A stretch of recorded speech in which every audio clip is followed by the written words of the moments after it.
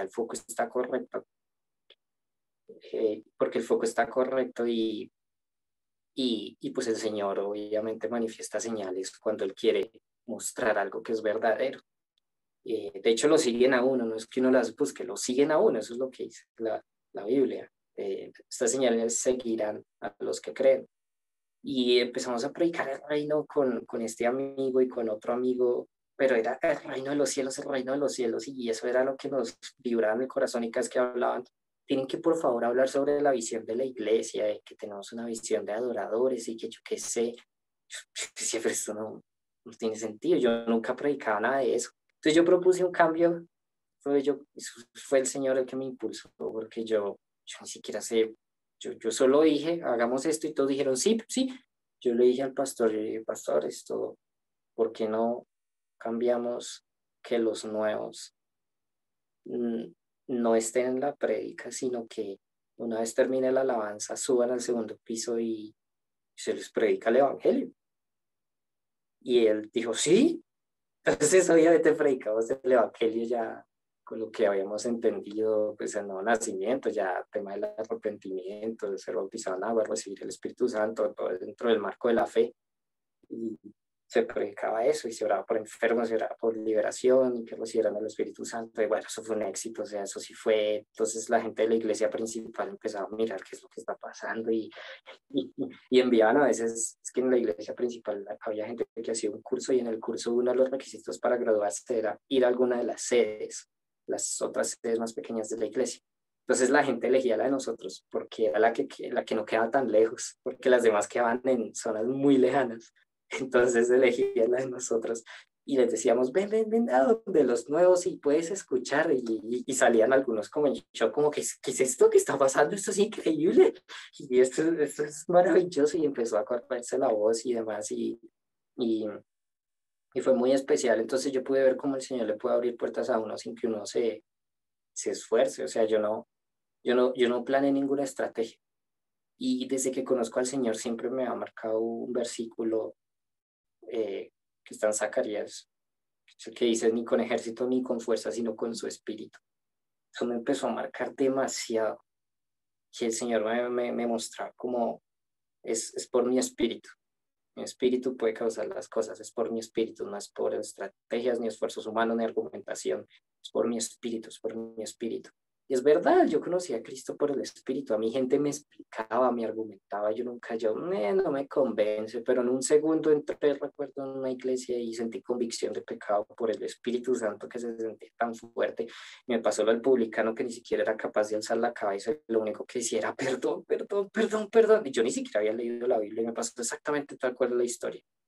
Y, y también recuerdo varias experiencias que el Espíritu Santo me tocaba o me daba algo.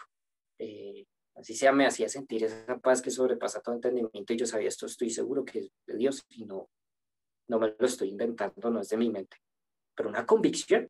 Y yo era muy incrédulo, entonces yo me di cuenta, no, es con el Espíritu Santo, si el Espíritu Santo actúa, si el Espíritu Santo se manifiesta a través de nosotros, las cosas se dan, se pueden hacer, se da fácilmente, pero humanamente es imposible, separados de él, no podemos hacer nada. Entonces, yo, yo me apoyaba como el Espíritu Santo, como solo en esa relación con Él y disfrutar de esa comunión con Él y lo que Él me quisiera enseñar, lo recibía y donde Él me abriera puertas. Y sí, sin hacer nada, sin mover un dedo, pues me abrió puertas que me permitió predicar el Evangelio a cientos y cientos y cientos de personas. Y pues específicamente a mí me envió a la iglesia, me puso un sentir por la iglesia bastante fuerte que pues hasta el día de hoy tengo todavía ese sentir. Tengo mensajes, tengo cosas que decirle a la iglesia, así rechacen, así muchos no reciban. Es lo que el Señor me ha puesto, ese llamado, ese sentir fuerte hacia la iglesia, hacia el pueblo de Cristo, que, que la iglesia, obviamente pues lo que nosotros conocemos como iglesia institucional, dentro de la iglesia institucional está la iglesia de Cristo, está la real, la gente real está allí, ahí está el cuerpo de Cristo, ¿dónde más? Ahí está, sí lo están, o sea, realmente sí existe el cuerpo de Cristo allí. El Señor me puso a ir a muchas iglesias acá en Bogotá a observar, lo bueno, lo malo, y, y puedo ver ese cuerpo allí, esas personas, ese remanente que así como nosotros están esperando por algo más y saben y creen que el Señor puede hacer algo más y lo han conocido, pero ya las cosas no están igual, ya ese fuego no está igual, pero están anhelando más.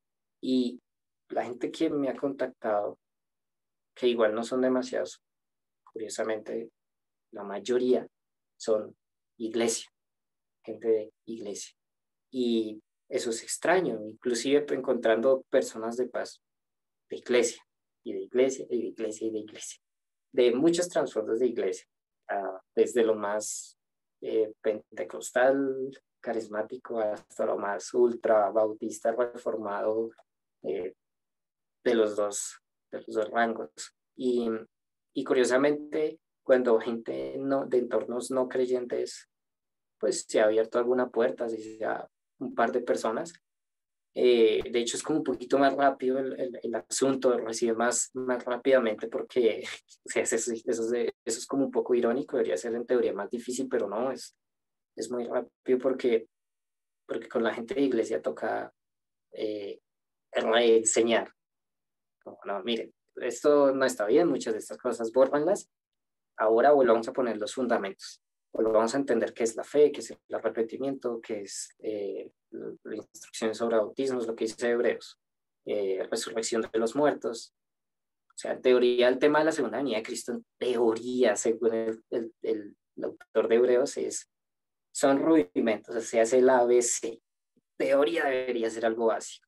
Eh, Nosotros no lo tomamos así en nuestros contextos, siempre decimos que la venida de Cristo es un tema profundo y bíblicamente hablando lo he visto que es el tema de los más fáciles, irónicamente, de estudiar, al menos lo básico, no estoy hablando de qué significa el quinto cuerno de la bestia, no, hablo de lo básico, de lo sencillo, de, del orden de los hechos sencillos que habló Cristo y que menciona Pablo.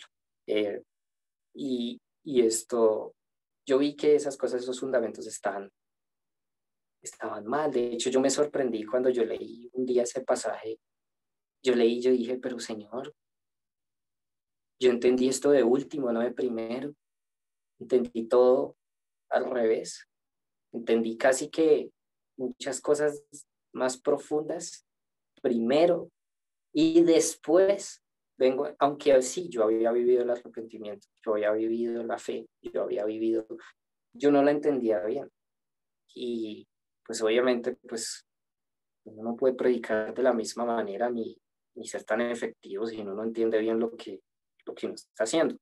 Si el Señor lo puede usar, lo puede guiar a uno y todo de muchas maneras, pero es que al entender el corazón de Dios, lo que Él desea, pues es más fácil, o sea, uno está alineado al trabajo, a la obra, que uno ya sabe lo que el Señor desea hacer, y es mucho mejor.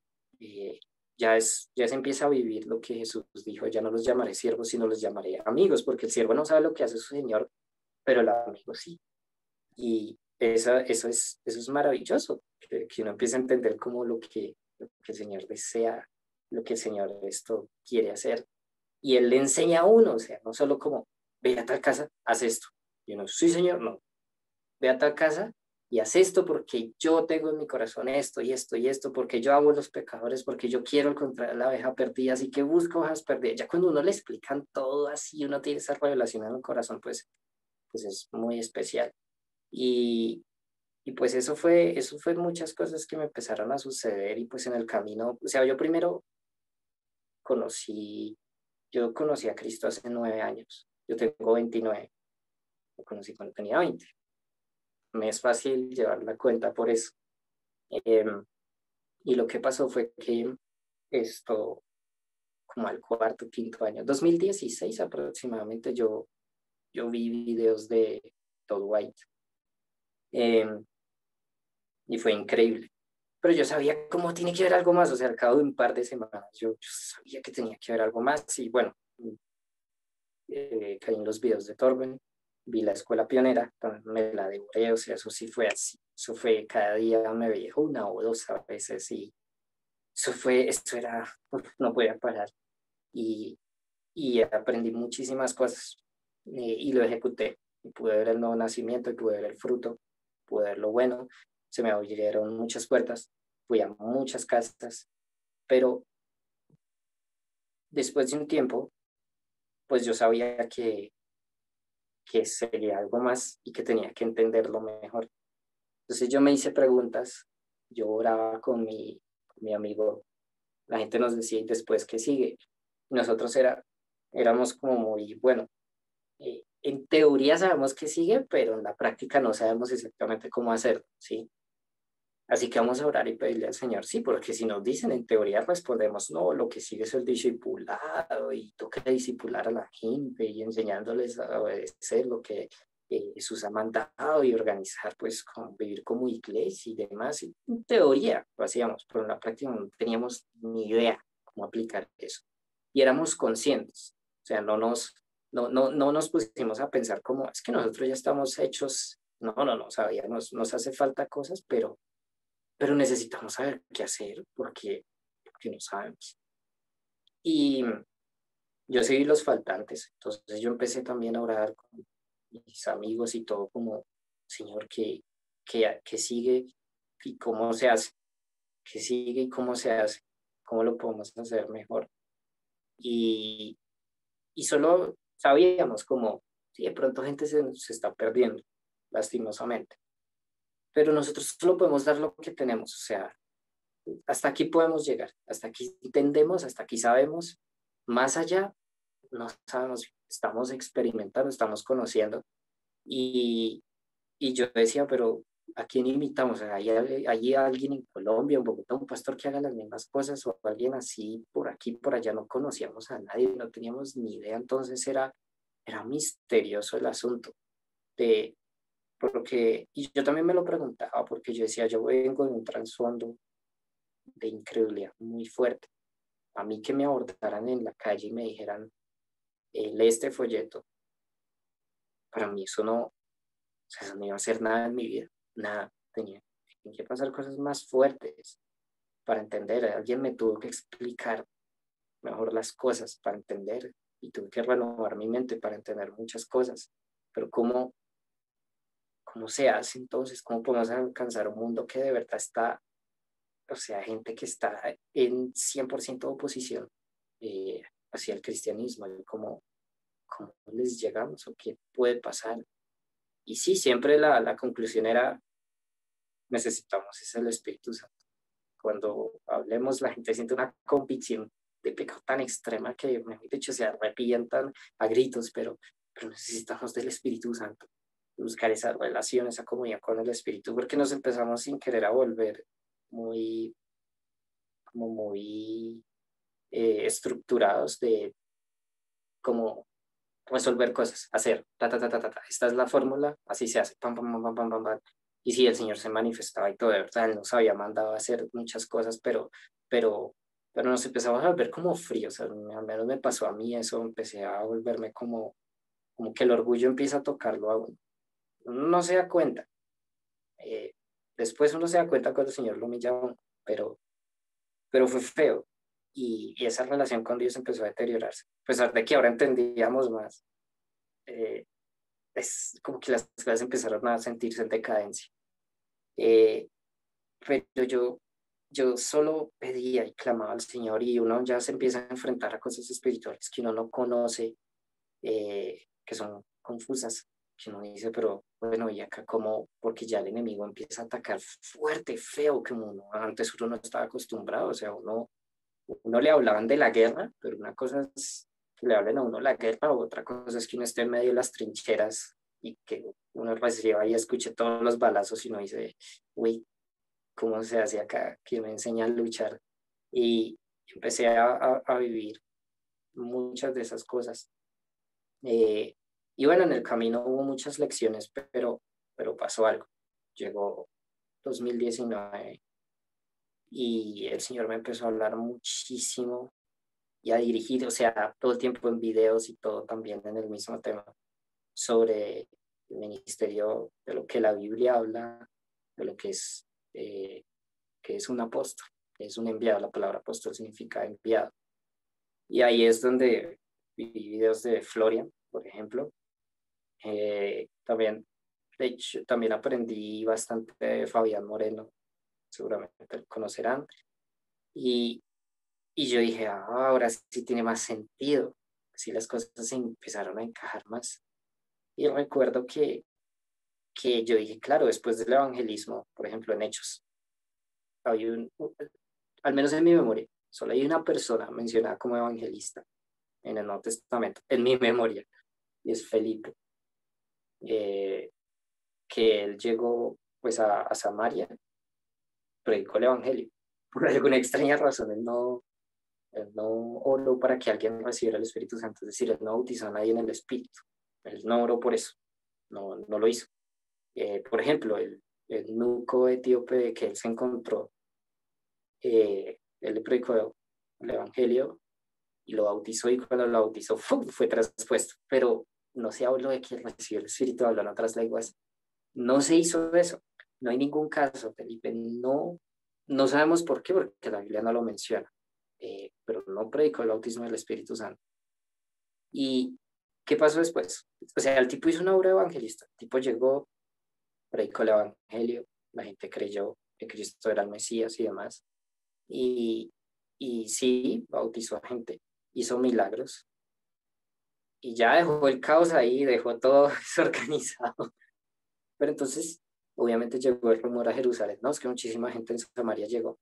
¿Cuál fue la acción de la iglesia? Ah, ok, vamos a enviar a los apóstoles. ¿Qué hicieron los apóstoles? Revisar los fundamentos. Ok, ¿cuál fue la pregunta que hicieron? Esa pregunta me parece maravillosa. ¿Recibieron el Espíritu Santo cuando creyeron? Normalmente esa no es la pregunta que se hace hoy en día. Hoy en día, pues, digamos, el trasfondo y cultura cristiana que tenemos, supongo que es igual en Perú, en Argentina, supongo, pero al menos en Colombia es así. Que uno le pregunta, la pregunta que se hacen en las iglesias es, eh, ¿recibiste a Cristo en tu corazón? ¿O recibiste al Señor? De ese estilo. Esa es la pregunta que se le hace a una persona. ¿Recibiste al Señor? ¿Y la respuesta qué es? La respuesta es, alguna vez fue a una iglesia, hicieron un llamado al altar y yo pasé al frente y hice una oración diciendo, Señor, te recibo en mi corazón. Normalmente es así. Pero esa respuesta deja baches, deja espacios vacíos, porque una persona pudo hacer esa oración y no haberse arrepentido. Una persona pudo haber hecho esa oración sin haber creído en Cristo. Una persona puede haber hecho esa oración y no haber recibido el Espíritu Santo. En cambio, la pregunta que hizo Pedro es, ¿recibieron el Espíritu? Y también Pablo, ¿recibieron el Espíritu Santo cuando creyeron? Eso ya implica muchas cosas, porque primero, para recibir el Espíritu yo me tuve que haber arrepentido y seguramente también me tuve que haber creído en Cristo, obviamente. O sea, si yo no creo en Cristo, la fe, por medio de la fe se recibe el Espíritu. O sea, tuve que haber creído. Entonces, esa pregunta cubre, si uno en serio le pregunta a una persona, ¿recibiste el Espíritu Santo? ¿De verdad lo sabes? ¿Estás seguro?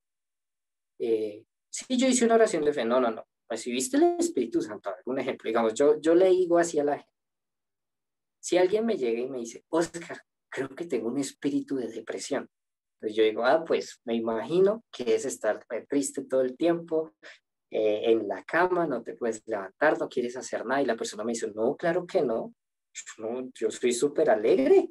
Y yo digo, ¿cómo así? Entonces, ¿qué? ¿Cuál espíritu de depresión? No tienes nada. La persona me dice, no, es que fui a un lugar que me decían que si veía una película como de tristeza, de despecho, me iba a entrar un espíritu de depresión. Entonces yo la vi y ya, tengo espíritu de depresión, ¿no? Por supuesto que no. O sea, no lo tienes. No están los síntomas, no está el fruto de eso, no está el fruto, por lo tanto no lo tienes. Si tuvieras un espíritu de depresión, se siente por dentro una tristeza, una muerte que te embarga, de pronto quieres matarte. Eso te puede llevar al suicidio, ¿sí? Así es que tú sabes que tienes un espíritu de depresión, o si no, no lo tienes. Ok, si eso es así con los demonios, ¿por qué no lo tomamos igual con el Espíritu Santo? ¿Tienes el Espíritu Santo? Hice una oración de fe. No. A ver, si tienes el Espíritu Santo, debes sentir por dentro que Dios está allí. O sea, sentir un amor que no puedes controlar, que amas a la gente de repente, que sientes una paz que no puedes explicar, que sientes un gozo indescriptible y glorioso. Eso está, Dios entró dentro de ti, estás obsesionado con Dios. No, ok. Entonces necesitas el Espíritu Santo. Y bueno, si hay manifestación externa porque es el corazón, habla la boca. Entonces, sí o sí, una persona llena del Espíritu Santo, eso le sale por la boca. Ustedes no nos pueden decir, hablar en lenguas, sí. Otros me pueden decir, es profetizar, sí. Yo solo veo algo, sí, clarísimo, y es que sale de la boca, en alabanza, en profecía, en lenguas. También la persona empieza a predicar con un denuedo, con un poder, pero sale de la boca. Lo que abunda del corazón sale de la boca. Cuando no sale de la boca, no debo estar lleno del Espíritu Santo. No puede ser, no, me hace falta algo. Y si tampoco por dentro están esos síntomas de que Dios vive dentro de mí, me hace falta algo, no estoy bien, necesito ser lleno del Espíritu Santo. Entonces, pues, digamos que esas cosas yo las empecé a ver, a entender, a predicar.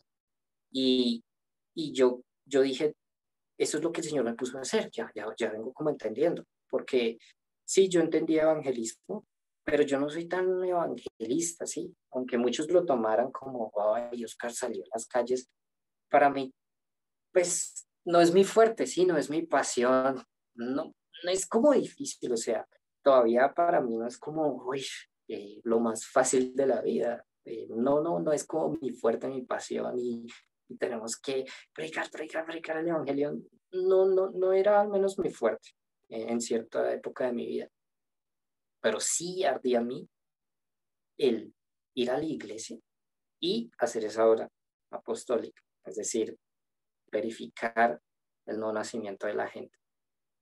Y ya el Señor me había puesto a hacer, verificar y establecer los fundamentos, no solo el nuevo nacimiento, sino los fundamentos, que entendieran bien lo que está escrito en Hebreos 6. Y empecé a enseñar eso, empecé a ver cómo, porque entendí algo, o sea, es algo inclusive de sentido común. Pablo habla, digamos, cuando se usa el término rudimentos en hebreos, pues rudimentos son las bases. Y Pablo en Corintios, pues habla de que él es un arquitecto. Pues se usa ese término, arquitecto, y que la iglesia es el edificio de Dios. Y también habla de construir sobre cimientos. Por ejemplo, él dijo, cada uno puede construir con el material que quiera, el material que quiera, ya sea piedras preciosas, oro, plata, heno, paja. Ahí viene yendo la calidad cuando van a otros diferentes materiales. Y él dijo, y al final va a ser a prueba, va a ser puesto a prueba lo que cada uno construyó. Y el fundamento es el mismo, es Cristo. Y al final va a ser puesto a prueba lo que cada uno construyó. Algunos se salvan, pero como quien pasa por el fuego. Entonces, esos términos a mí me dejaron pensando bastante, porque yo dije, los rudimentos es lo primero que se debe entender. Y si un rudimento está torcido, el edificio crece torcido. Si hablamos en analogía de construcción, si yo construyo y las bases están torcidas, va a ser como la torre de Pisa en Italia, va a crecer torcido, sí, y en términos más prácticos, pues, si yo construyo un edificio torcido, se va a caer, así de simple. Si yo quiero tumbar un edificio, ¿qué es lo que se hace? Se pone explosivos en las bases para que se caiga. Y ahí entendí, claro, eso es lo que ha hecho Satanás en la iglesia. De pronto no ataca muchas cosas, se enfoca más en destruir, cambiar, distorsionar la enseñanza pura y sana de los rudimentos. Porque si cambia un fundamento, todo queda mal establecido y torcido. Y un día se va a desplomar.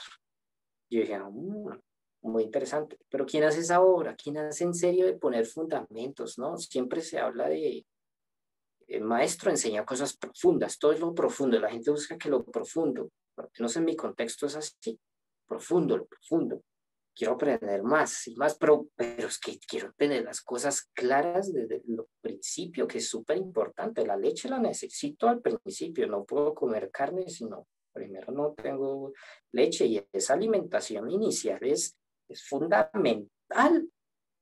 Y, y yo me di cuenta como, ok, aquí es donde entra el ministerio apostólico. Jamás me habían hablado de eso. Sí, yo sé, digamos que en el contexto, ese término apóstol es muy loco, sí, es muy mal interpretado porque, al menos en Latinoamérica, se piensa que es un super pastor, o sea, es como ay, sí, que subió de rango, de nivel debajo de angelical estaba apóstol y ay, subió ya no es pastor, o sea, es apóstol. Pero en la Biblia eso no es así, no existe eso. Eh, no existe esa vaina, de hecho, es otra cosa, es muy diferente. Y el término es sencillo, o sea, la palabra apóstol significa enviado, de ahí sale la palabra correo postal, post, de griego, de raíz de griego, y en latín es, las raíces es de donde sacamos la palabra misil o misionero, o sea, el término misionero, en teoría, en raíz, significa lo mismo, ¿sí? Y cuando Jesús dice, así como el Padre me envió a mí, yo los envío a ustedes. En griego él está diciendo así como el Padre me apostoló a mí, yo los apostolé a ustedes, yo los envío a ustedes. Es lo mismo, o sea, no es una palabra misteriosa, religiosa, no, es muy simple, enviado. Eso significa, listo, entonces son enviados. Y pues en la Biblia tiene ciertas características que esos enviados generalmente son como de alguna manera pioneros, iniciales, ponen unos rudimentos y se van, o sea, no dura mucho tiempo. Pablo ponía eso y se iba. Y uno dice, y después que, bueno, ahí sí ya entramos en temas más de liderazgo y que los ancianos, lo que habla la Biblia, ya sí, sí existe liderazgo en la Biblia. O sea, yo leyendo, realmente sí existe una organización, un liderazgo, sí existe eso, sí existe un orden, sí lo existe. Yo no lo apliqué mucho, lo dejé así y hay consecuencias de eso. Es como una familia sin hermanos mayores, sin responsabilidades, o sin papás, es un caos, no funciona, o sea, no se puede así.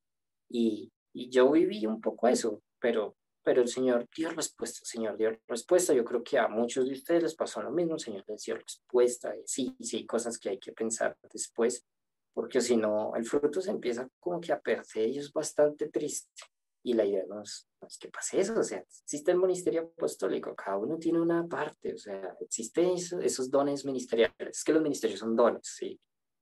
Pablo los llama como dones en Efesios, cuando él dijo, Cristo ascendió y dio dones a los hombres, después es que menciona los ministerios, los dones ministeriales, que tienen una función, que la gente no ande de un lado a otro bajo todo viento de doctrina, sino que estén cimentados en la verdad. Estoy parafraseando, pero esa es la función, que la gente no sea engañada. Para eso existen los ministerios, los dones ministeriales. Y el Espíritu los reparte como Él quiere. Entonces, generalmente en la Biblia se ve que las personas podían tener dos, tres y que los dones ministeriales generalmente se manifiestan en gente, al menos es mi conclusión leyendo, que se manifiestan en gente más madura. Es lo típico. Puede que, pues bueno, puede que yo esté mal, pero mi experiencia no es normal que se manifiesten apenas conocieron a Cristo al principio, no se ve tanto eso. De pronto tintes aquí y allá, pero ya como en serio, normalmente se ven en gente más madura. Eso es mi experiencia, eso es también leyendo la conclusión que yo sacaba. Eh, y no es normal un don ministerial, no, lo normal son varios en una misma persona. Y por ejemplo, en Hechos se menciona Iglesia de Antioquía, que los ancianos eran fulanito, sultanito, y que eran profetas, maestros, se mencionan los dones ministeriales que tenían esas personas. Y ahí uno ve, ok, hay un orden, sí, o sea, esos eran lo que hoy día llamamos los líderes. No está el orden que hoy día conocemos como tal iglesia donde el pastor es fulanito, que es una persona. No, ¿por qué? Porque es que las iglesias no deben tener cabeza en el sentido de que una persona gobierne. No, no es el modelo bíblico. La cabeza de la iglesia, ¿saben quién es? Pues que es Cristo, sí, no, el que toma las decisiones debe ser Cristo, no nosotros. Los otros son los ancianos, son los que ejecutan esas órdenes de la cabeza y tienen ese gobierno delegado de Cristo para organizar y edificar a otros y servir a otros, porque ese es el modelo de liderazgo de Cristo. El más grande es el esclavo de todos, es el menor, es el que le toca hacer más, es el que le toca esforzarse más, el que toca entregarse más. Yo entendí todo porque en 2019 Dios me dijo algo. Mientras veía todos esos videos y todo, Dios me habló clarísimo. De verdad, Dios me habló. Me dio una revelación súper sencilla. Él me dijo, si tienes dudas, preguntas acerca de la iglesia, de cómo es la iglesia, mira una familia. Ya, eso ustedes no se imaginan la cantidad de respuestas que me ha. ¿Cómo es el liderazgo en la iglesia? Como en una familia, ¿ok? Entonces, ¿cómo es el liderazgo en una familia? Yo llego a mi casa y mis papás, bueno, en mi caso yo es con mi mamá, me dice, Oscar, el 10%. Pues no, sí, no funciona así, es diferente, ¿sí? Y si yo estoy chiquito no me piden plata, ¿sí? No me dicen, Oscar, a trabajar. Yo estoy pequeño, sí, yo necesito Una ayuda. buena Entonces, estrategia, Gustavo, buena estrategia. entonces si yo soy un niñito pequeño, pues todos, ¿qué hacían nuestros papás? Pues nos cuidaban y nosotros aportábamos algo. No, aportábamos problemas, aportábamos tiempo que ellos perdían, les quitábamos el sueño, gritábamos, éramos en el buen sentido, no lo tomemos mal, éramos una carga, ¿sí? Nos sumábamos, pero nos amaban, por eso es que nos cuidaban, que nos aman. Y eso es el amor importante. El amor sostiene una familia. La, el dinero no puede sostener una familia, pero el amor sí. Por eso Pablo dice que es el vínculo perfecto. Entonces la iglesia debe estar sustentada por el vínculo perfecto que es el amor. No nos puede unir nada más fuerte que el amor. No existe. Es que de hecho hasta a nivel empresarial, las empresas siempre buscan que su visión, misión, y buscan que algo los una. Y para ser sincero, la mayoría los une una cosa, el dinero, ¿sí? Las empresas son unidas por dinero porque todos quieren el ánimo de lucro, nos asociamos para hacer dinero, ¿sí? Y sí es un vínculo, pero no es perfecto, no es perfecto. Yo no, y por eso es que cuando las empresas empiezan a decir, somos una familia, todos son como, sí, claro, no somos una familia, yo no voy a donde mi compañero de trabajo y decirle, estoy aquí para ti, lo que quieras, pues, bueno, hay excepciones, pero no se genera ese vínculo, pero en la iglesia sí se debe generar, porque la iglesia no es como una familia, la iglesia es una familia, o sea, lo somos, solo que no estamos unidos por sangre, sino por un mismo espíritu, un linaje escogido, al sacerdocio, una nación santa. Somos también una nación, pero también somos una familia. Y estamos unidos por un mismo espíritu. Es una familia eterna, para siempre, para siempre. Entonces, ¿quiénes son los ancianos? Son los hermanos mayores. ¿Cómo debe, digamos, son una familia? ¿Qué es lo que hace un hermano mayor? Sobre todo con los que están más chiquiticos. Los papás les delegan responsabilidades. Bueno, una familia sana, le delegan responsabilidades a los hermanos mayores. Entonces le dicen, cuida a tu hermanito, cuida a tu hermanita, cuando tenga hambre hay comida en tal lugar, si se hace los pañales, así ya sabes, lo puedes cambiar, hazlo bien. Entonces el hermano mayor es el que pone la espalda, el que pone el pecho, defiende a los más pequeños, pero también le toca esforzarse más, o sea, ¿no? Le toca estar todo el tiempo vigilando que no se caiga el hermanito, que no le pase nada. Entonces le toca trabajar más, tiene una mayor responsabilidad. Pero por eso mismo, si hace bien su trabajo, los más pequeños empiezan a honrar al mayor. Hay un respeto sano. Bueno, en la iglesia debe ser igual. En la iglesia debe ser exactamente igual. Y hay que respetarlo, o sea, está mal revelarse el hermano mayor porque lo delegó el papá o los papás, está mal. No está bien que el niño le diga, ya no quiero, no está bien. O sea, de verdad es bueno eh, hacerle caso si está haciendo bien su trabajo. Esto es lo correcto, es lo normal. Así debería ser el liderazgo de la iglesia. Pero cuando el hermano mayor, a veces hay unos hermanitos que son como bien malitos, bien tiránicos, entonces les empiezan a esclavizar a sus menores. Entonces vamos a jugar a que yo soy el rey. Me traen comida, que acá hay un problema. Entonces de pronto uno de esos ya tiene un poquito más de entendimiento y dice, pero pero papá no dijo que hiciéramos esto. Y llega el hermano y dice, yo soy el encargado, ¿me haces caso? O si no, voy a decir a papá y a mamá que te estás comportando mal y que te estás rebelando porque ellos me dejaron encargado y eres un rebelde. Eso es tiránico, eso es malvado. Bueno, eso es lo que se ve bastante en las iglesias y pues ahí es donde entra la culpabilidad y la gente se siente como, ¿será que sí soy un rebelde? No, no, así no funcionan las cosas. O sea, hay un liderazgo sano, se debe aplicar sanamente y ahí están los ancianos, se les dio dones ministeriales para que pudieran, para que nos protejan, para que cuando un hermano mayor diga algo es para protegernos, es exactamente así y uno tal cual, o sea, uno dice, no es que me invitaron unos amigos, yo qué sé, del colegio a, a tomar, a, y a probar alcohol.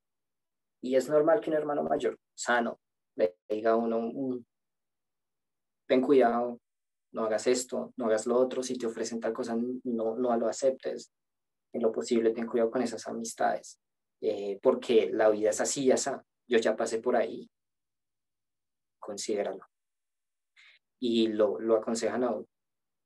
Estoy hablando de una buena familia, es un buen hermano, eso es lo que hace.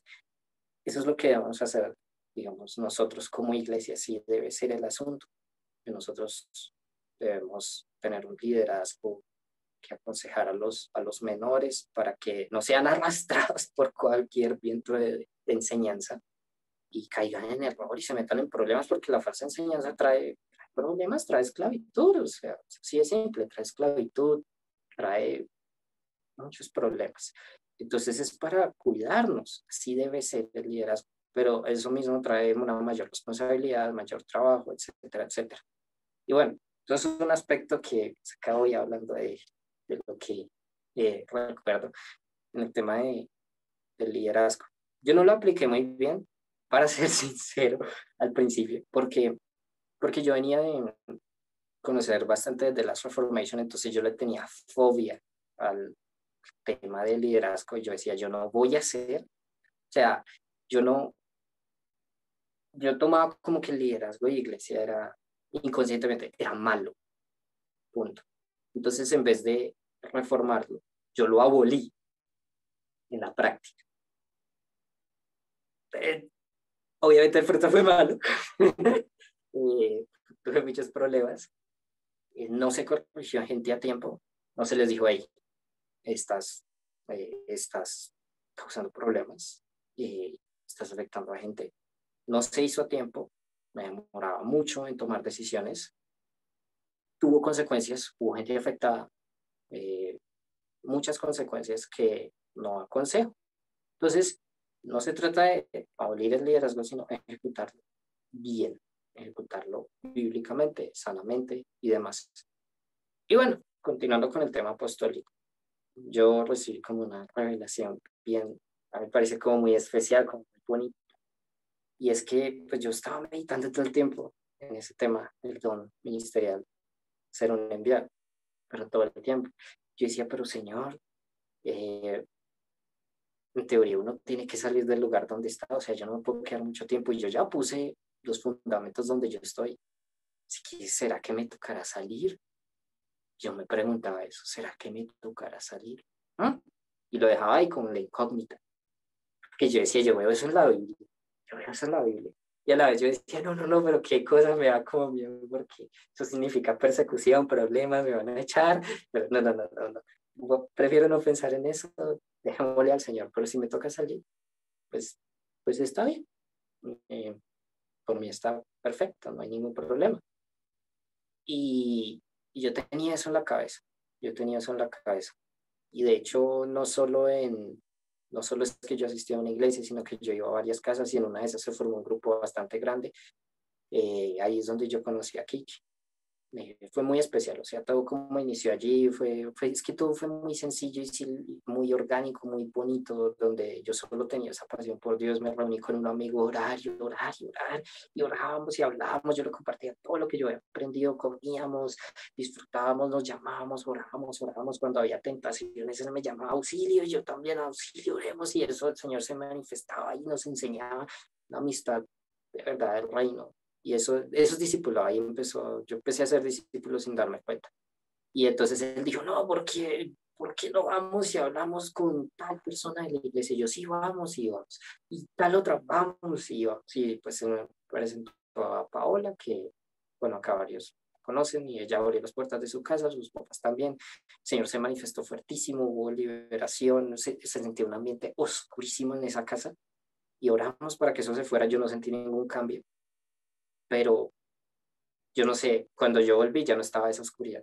Yo de hecho ni siquiera quería volver porque yo decía, oye, es como todo feo, yo no sé si es que hubo algo, si de verdad hay un arrepentimiento o algo faltó, pero no, de verdad, el Señor obró, todo ese ambiente cambió. Y yo dije, wow, y se formó un grupo y eso invitaba más gente, más gente, más gente, y había liberaciones y eso Kiki todo el tiempo estaba ahí, liberación, liberación.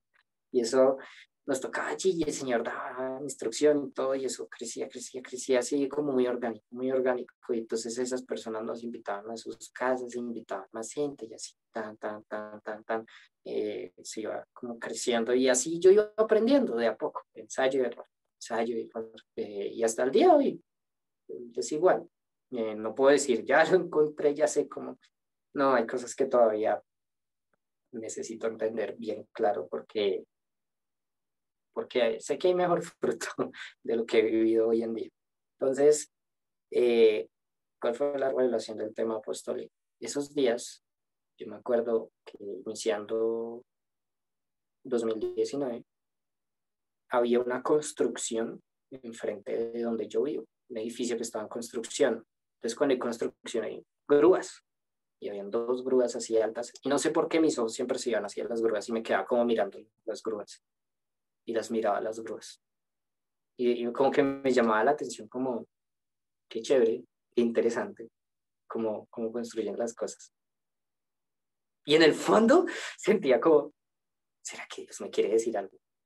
Pero yo me quedaba como observando. Y yo decía como, qué interesante. Y cada vez que habían grúas, mis ojos se iban y quedaba mirando las grúas. Y me acuerdo que una vez que yo estaba yendo a la iglesia, pues yo estaba en Transmilenio, que es el transporte público acá que hay en Bogotá. Y en la estación de Transmilenio, en unas estaciones grandes, enfrente hay muchos edificios bastante nuevos. Eh, y yo estaba viendo una grúa y la observaba y la observaba. Y yo ahí me empecé a preguntar, ¿por qué, por qué mis ojos están yendo a esto? Porque estoy observando y veía cómo construían y todo. Y un día me estaba volviendo a mi casa y vi justo, o sea, justo pasé cuando estaban desarmando una grúa. Y eso fue en cuestión de, creo que no, en pocas horas. Llegaba con un pequeño camión, con un gancho y las empezaban a desarmar por partes y se los llevaban. Y yo vi cómo las desarmaban y se estaban llevando las partes y se llevaron la grúa. Y ya el edificio pues continuó la construcción, pero ya sin grúa. Y yo dije, uy, eso fue así, eso fue muy rápido. Qué interesante. Pero la construcción siguió por bastante tiempo. Entonces un día yo estaba mirando, no me acuerdo si fue cuando estaba cerca de en Transmilenio, no recuerdo exactamente dónde, pero un día que yo estaba mirando esas grúas en acción, ahí fue que el Señor me habló y me dijo que el ministerio apostólico era como esas grúas, que las grúas las ponen para poner los cimientos, para que se construyan rápido las bases, pero no están siempre. Cuando llega a un punto de estabilidad del edificio, ponen los cimientos, lo que hacen es desarmarla y se la llevan a otra construcción. Y ya el edificio tiene fundamentos y puede construirse encima sin temor a derrumbarse. Y son móviles, se arman rápidamente, se desarman rápidamente. Antes, eso sí ya me lo contó un amigo que es ingeniero civil, me dijo antes, muchos años antes, no se usaban las grúas. Cuando no se usaban, las construcciones tardaban muchos años más. Las grúas agilizaron todo el proceso.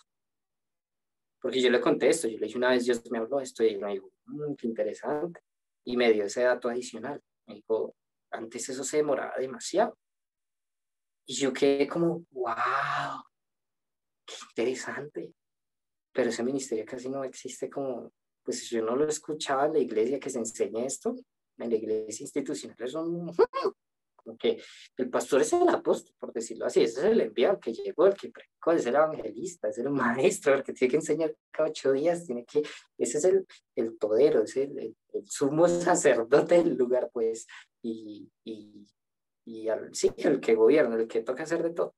Eh, pero pues yo no había escuchado esto.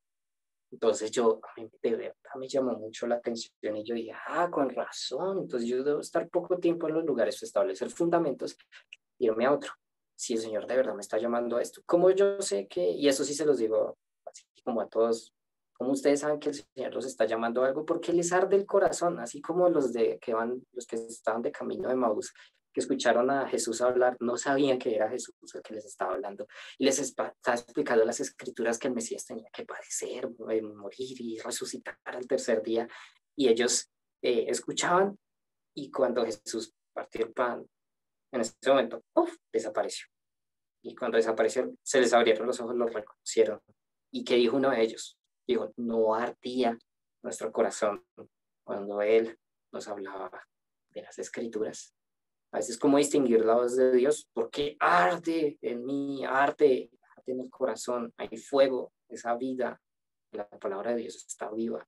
Entonces, si arde en el corazón algo que ustedes en serio desean hacer por el Señor y se mueren por eso, están pero apasionados, hay un llamado, así de simple, hay un llamado, el Señor los está llamando.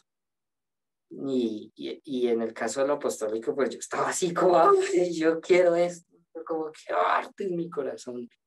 Y me llamaba mucho la atención. Detalle del tema apostólico es que son las personas, los enviados son las personas que reciben mayor persecución. Bíblicamente es así. Eh, También ya lo he visto por qué. Y primero, por lógica, o sea, son pioneros. Obviamente, ¿a quién inició todo esto? Bueno, obviamente esas personas ¡pum!, los atacan de frente, el enemigo se les viene de frente. Y entendiendo la vida de Pablo, yo entendí algo, y es que eh, en parte es importante que una persona que está caminando en ese ministerio apostólico, que el Señor le puso eso, hacer eso, eh, es normal que al ser iniciar y el Señor los usa y todo eso, es normal que estén más propensos al orgullo, es normal, así como Pablo. Pablo habla de un aguijón en la carne. Antes de eso, él habla de revelación, así que conoce un hombre que fue enviado al cielo y que vio cosas y que ese hombre se podría jactar. Pero como está redactado personalmente, yo sí creo que es Pablo. Él habló en tercera persona, pero que se refería a sí mismo. Y antes de mencionar esas revelaciones, él habla de las persecuciones que él padeció, que naufragó, que lo golpearon, que lo azotaron, que esto, que aquello, y así una lista. Y después de mencionar eso y después de mencionar las revelaciones y decir, y para evitar que me volviera orgullosa por tan sublimes revelaciones, el Señor clavó en mí un aguijón, una espina en mi carne. Un mensajero de Satanás, o sea, es alguien, es un espíritu. Él dijo, un mensajero de Satanás que me bofetea de día y de noche. 3 veces le rogué al Señor para que me lo quitara, pero me dijo que no. Y me dijo, bástate en mi gracia, pues mi poder se perfecciona en tu debilidad. Por lo tanto, gustosamente me gloriaré en mis debilidades. Eh, y nuevamente menciona como temas de sufrimientos en esa parte. Y al final concluye diciendo, porque en cuanto soy débil, porque cuando soy débil, entonces soy fuerte. Y él dijo, me gloriaré en las debilidades para que sobre mí repose el poder de Cristo. Y uno dice, ok, leyendo todo el contexto, todo el pasaje, esta es mi personal convicción leyendo. Y es que el aguijón de la carne generalmente lo predican como una enfermedad de Pablo. Generalmente dicen, no, es que es un problema que tenían los ojos, porque sí, en la carta a los Gálatas menciona que como que una parte de entender que él tenía un problema en los ojos, que tuvo como una enfermedad, algo le pasó en los ojos. Entonces lo asocian una cosa por la otra y dicen el aguijón en la carne de Pablo era tema en los ojos. Yo personalmente no creo eso, porque pues ya voy a explicar por qué. Entonces, primero porque Pablo menciona que es un mensajero de Satanás, que lo abofetea día y noche. Primero, o sea, es un demonio, ¿ok? Que le causaba una aflicción física, sí. O sea, ustedes ven el pasaje, porque él dijo, yo pedí 3 veces al Señor que me sane, o sea, aflicción física, le generaba una aflicción física, sí, pero que fuera como una enfermedad específica, algo así. Personalmente, yo no lo creo. ¿Qué es lo que creo yo? Ese término, aguijón, está mencionado en otra oportunidad. Y también Pablo se le dijo ese término. ¿Cuándo? Cuando él conocía a Cristo. Él estaba, caminó a Damasco, Cristo se le apareció y le dijo, Pablo, Pablo, porque te das cosas, porque te clavas el aguijón, porque te das cosas contra el aguijón. Eso, muy interesante. ¿Qué estaba haciendo Pablo en ese momento? Perseguir. Eso es un aguijón. O sea, ¿qué es lo que creo? Que Pablo era usado por un espíritu horrible, ese espíritu. Ese espíritu lo impulsaba a Pablo a perseguir a los cristianos. Perseguidor. Pero estaba encarnizado. Era como un aguijón. Y cuando encontró a Cristo, básicamente Cristo le dijo, ¿por qué te clavas el aguijón a ti mismo? O sea, me vas a empezar a seguir a mí y ahora ese espíritu te va a perseguir a ti. Lo traicionó, o sea, era como el espíritu guía de Pablo, entre comillas. Traicionó a ese espíritu por Cristo. Entonces el espíritu le empezó a hacer la guerra a Pablo. Por eso es que cada vez que él llega a una ciudad de una persecución inmediata, pueda liberar a una persona, no, ya todo el pueblo se amotinaba, golpearlo, apedrearlo, dejarlo casi en la tumba. Y pues, o sea, era tormentoso, como lo golpeaban y todo eso, pero era la forma para que, en el caso de Pablo, que el Señor usaba para que no se volviera orgulloso, para que sobre él reposara el poder de Cristo. Entonces, a raíz de esto, de leer, de entender estas cosas, también comprendo que eh, los apóstoles, los enviados, reciben mayor persecución, pero no es malo, es una protección, de hecho, para que no se vuelvan orgullosos. Es una protección. Y también de alguna manera son mayormente recompensados. Pero sí se sufre mayor persecución. Así que no ese concepto de que el apóstol es el super pastor. No, no es bíblico. Sí, no tiene ni pies ni cabeza ese concepto.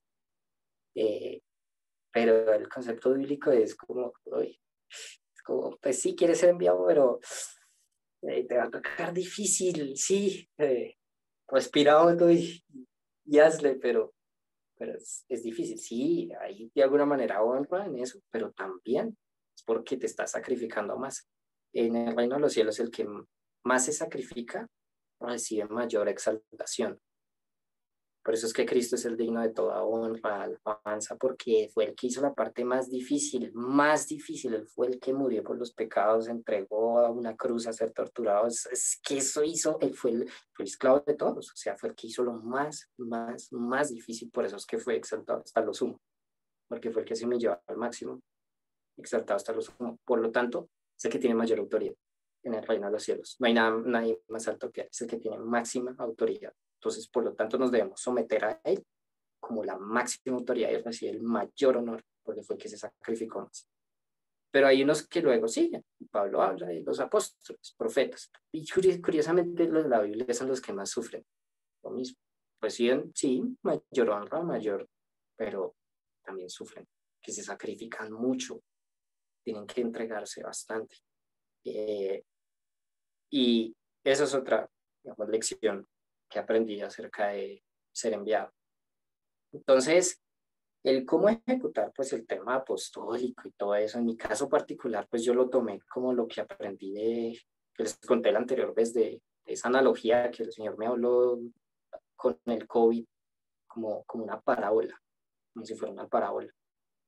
Y es que el reino de los cielos es como levadura que se expande como un virus, eh, Y yo lo tomé de la parábola que Jesús dijo, el reino de los cielos es como una mujer que echa levadura, que fermenta toda la masa, o es un hongo. La levadura es un hongo. Y se expande similar a un virus, es decir, tiene una expansión exponencial. Uno echa un poco de levadura y fermenta toda la masa, que contagia, contagia, contagia, y eso empieza, es así. Y un virus es parecido. Entonces, yo lo tomé así. Yo por eso yo sabía, no, el COVID va a llegar a todo el mundo. Ya sabía, apenas inició eso, porque yo lo recibí cuando recién estaba medio iniciando, habían como 1000 y pico de casos. Y yo sabía, esto es un virus con un potencial altamente contagiante. Y así mismo debería ser el Evangelio. Pero para lograr eso, tenemos que tener una versión del Evangelio y entendía que el ministerio apostólico, o sea, hay enviados en cada, por decirlo así, en cada, no puedo saber exactamente cómo lo hace el Señor, pero sí sé que en cada etnia hay enviados. Cada grupo social tiene que haber un enviado. Tiene que haber alguien que el Señor va a enviar. En cada región, en cada ciudad, en cada pueblo, tiene que haber al menos uno. Tiene que haber alguien que el Señor envía a hacer esa labor. Tiene que haber alguien. Y se necesitan, es muy importante. Nosotros hemos visto enviados en la historia de la iglesia, pero no en masivamente, no los hemos visto masivamente. Generalmente esos enviados que hemos visto en la historia de la iglesia son personas que son donde hemos escuchado historias de que avivamientos y eso, o gente como, no sé si han leído la historia de John Wesley, que prácticamente fue la primera persona que estableció un movimiento discipulado en la historia de la iglesia. Eh, y son personas que sí sufrieron bastante. Efectivamente, si ustedes leen las historias de ellos o escuchan de ellos, sufren bastante, pero eh, esto, y se les da esa responsabilidad de organizar la iglesia, pero no se da muy, a veces no se daba muy bien y por eso es que muchos movimientos entraron en decadencia.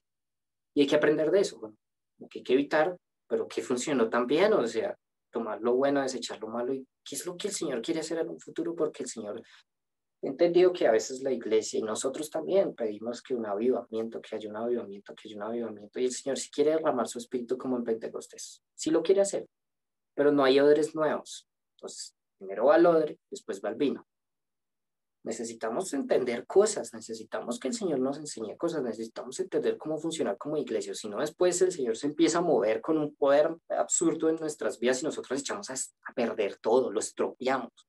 Así que paciencia, primero el odre, después el vino y además eso también nos puede destruir a nosotros, como mismo Jesús dijo, si el odre está viejo, el vino rasga el odre, lo destruye, lo echa a perder. Entonces se pierde el vino, se pierde el odre. Irónicamente he visto movimientos del Espíritu Santo, moveres del Espíritu Santo en odres viejos. Por ejemplo, lo que ocurrió en el siglo XX, que Dios usó, bueno, a varias personas, pero uno de los que conozco es un tipo llamado David Duplessis, que Dios lo levantó para predicar el bautismo del Espíritu Santo en denominaciones donde no creían en el bautismo del Espíritu Santo y se le abrió la puerta a uno a los católicos. Obviamente persecución brutal, porque lo tildaron de ecuménico y todo, porque fue hasta el Vaticano, pero gracias a lo que Dios hizo a través de ese hombre, un montón de gente, miles de personas, y no cientos de miles de personas conocieron a Cristo en la Iglesia Católica y fueron llenos del Espíritu Santo, así que no podemos negar ese fruto. Y acá tenemos a una persona, Javier. Eh, entonces, y uno dice, wow, pero duran esos movimientos. No, lastimosamente no, porque lo es viejo. Entonces, mucha gente se aparta y pasan muchas cosas porque no sabían cómo funcionar como iglesia, o sea, no sabían cómo funcionar como familia, no sabían cómo manejar sus finanzas como familia, no sabían cómo liderar, ejecutar liderazgo como familia, no sabían los dones, no sabían ministerios, no sabían nada, no sabían ni bien del no nacimiento, no había nada apostólico, entonces eso era arrastrados de un lado a otro. Y no, o sea, se echa a perder el vino. Como si yo tuviera una copita chiquita y me llega con una jarra así a llenar esa copa, pues solo puedo llenar esto. El resto se derramó al suelo, se perdió.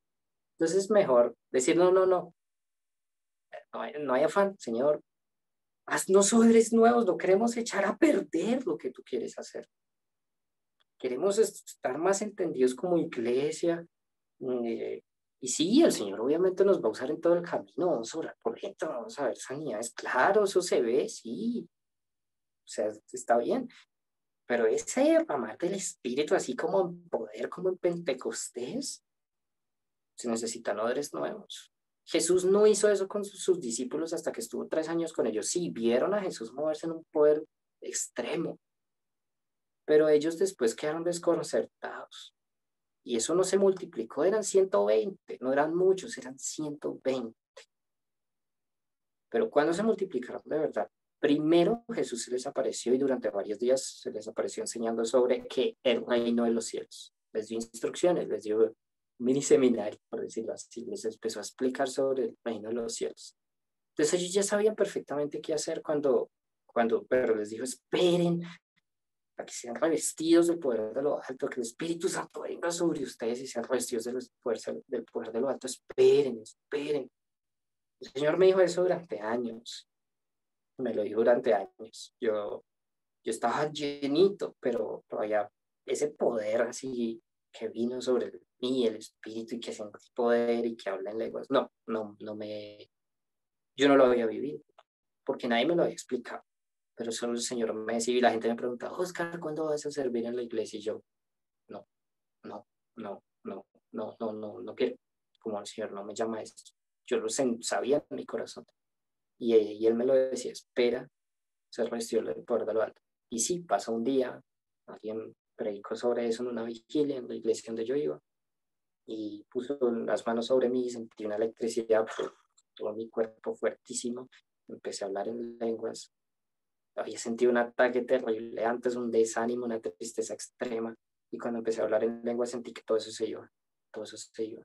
Mi vida de oración empezó a cambiar, y después de unos meses el Señor ya me empezó a usar, y, y ahí entendí que necesitamos el poder del Espíritu Santo para hacer esta obra, si no, no vamos a ver fruto. Y antes era como que yo le hablaba a alguien y, qué interesante, Oscar. No, después de eso era como que yo le hablaba a alguien y la persona ya estaba llorando, ahí tocada y uno es, wow, ¿qué pasó? Creo que algo está diferente. Y es el poder del Espíritu Santo que necesitamos vivir, pero necesitamos ser odres nuevos para que el Señor nos use con poder y veamos un movimiento así, en serio, en ciudades, pueblos, familias, entre nosotros. Entonces necesitamos escuchar al Señor lo que nos quiera enseñar para que podamos vivir bien como iglesia, que podamos entender cada parte de lo que es la iglesia y cómo ejecutarlo. Entonces, ya creo que terminando, pues, una de las lecciones que entendí es que el apóstol, por decirlo así, esos enviados, tienen una función. Digamos, la analogía del COVID. El COVID sí existía antes en animales, sí, pero hubo una mutación. No me pregunten el cómo, pero hubo una mutación y entró, y eso ha pasado con muchos virus en la historia de la humanidad, entró en el ser humano. Antes el ser humano no podía ser contagiado de eso, pero una mutación genera que sí pueda. Y ¡brum! Se empieza a expandir el virus. Y esto, una función de un apóstol, es, por decirlo así, es la persona que tiene que tomar ese virus del evangelio, tiene que hacer la adaptación, tiene que hacerlo mutar para que sea contagioso en su etnia, en su cultura, en el lugar donde él está. Por eso el Señor llama a personas de paz generalmente de dentro de una etnia, una cultura, un idioma. Y es sencillo de entender, es lógico. Si yo no soy un metalero y me voy en saco y corbata a un concierto de metal y empiezo a decir, arrepiéntase que el Señor lo manda, me van a decir, usted es un extraño, usted no pertenece a nosotros, no me van a escuchar. Pero si llega alguien así, metalerito, que tiene su pasado, que le gustaba Metallica, Slayer, yo qué sé, todos esos grupos, y de repente el Señor lo tocó, pues, lleno del Espíritu Santo, ¿qué va a decir? Le va a decir a sus amigos en su entorno, es que me pasó esto, es que tal, y en su idioma, en su forma de ser, está adaptado el virus para contagiar a los de su misma especie. Entonces el Señor tiene que levantar gente de cada etnia, cada nación. Por eso es que esas personas de paz que nos puede poner el Señor, ahí es donde ocurre la mutación. ¡Pum! Que uno es externo, ¿sí? Pero uno puede hacerse como uno de ellos y contagiarlos. Y también, si se contagia a una de esas personas, son los que generalmente hacen esa obra de evangelismo. Un ejemplo, Jesús no lo recibían en Samaria. Jesús sí hubiera ido directamente a Samaria, predicar así. No le llevan los enfermos, no le llevan los endemoniados, los sacaban del pueblo. Porque está clarísimo el contexto en toda la Biblia. Los judíos no se llevan con los samaritanos. ¿Por qué no se llevaban? De hecho, toda la historia está en la Biblia, porque es que el reino se dividió en dos.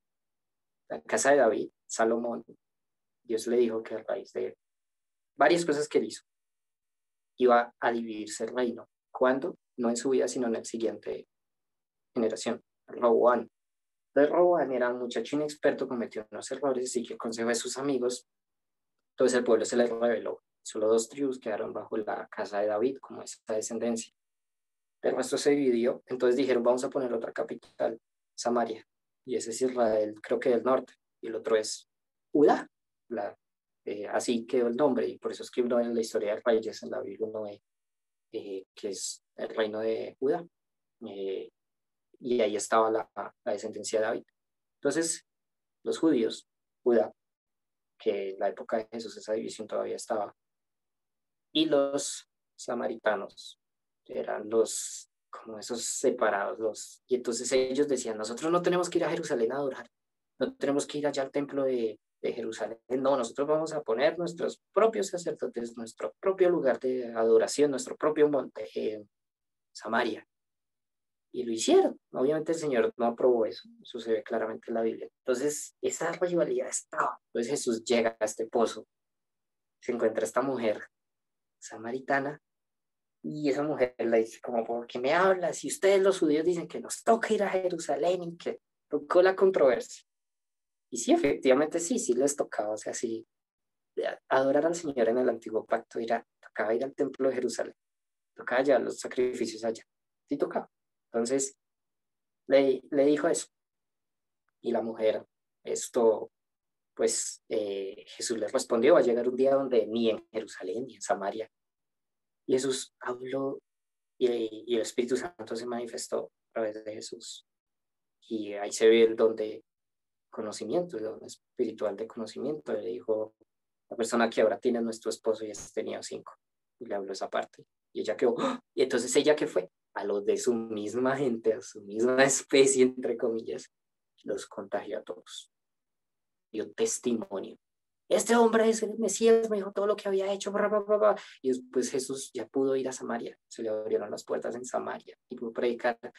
El virus mutó y llegó a Samaria. También pasó, hay varios ejemplos en la Biblia, pero eso es lo que tiene que ser un enviado, hacer esa mutación para que llegue a otras etnias y sea contagioso en otras etnias, en otros grupos sociales que nosotros no somos parte.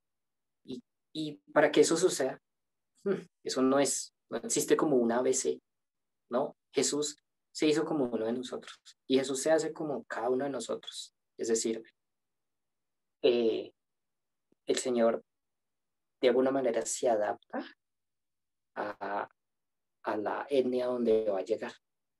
Y eso es humildad.